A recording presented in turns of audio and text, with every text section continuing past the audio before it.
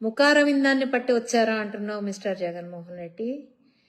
నువ్వు మరి first class స్టూడెంట్వి. ఎక్కడ మరి నిన్ను చూసి, నీ టాలెంట్ని చూసి, నిరక్షరాస్యత అంటం కూడా రాని నీ సమర్థతని చూసి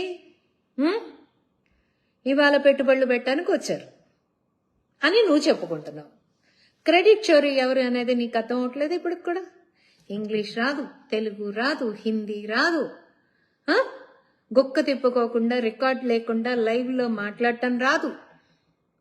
ఏదన్నా అడిగితే ఇట్స్ వెరీ లెందీ క్వశ్చన్ అంట మాత్రం వచ్చు. నీ సమర్థతను చూసి, లెందీ క్వశ్చన్ అన్న నీ సమర్థతను చూసి ఆంధ్ర రాష్ట్రానికి పెట్టుబడులు పెడతామని చెప్పి ముందుకొచ్చారు. ఏది 2019 నుంచి 2024లోనే మాట ఇచ్చి వచ్చి ఇవాళ నారా చంద్రబాబు నాయుడు గారు క్రెడిట్ చోరీ చేస్తున్నారా? కొంచెం అన్న పనిచేస్తుందా నీకు?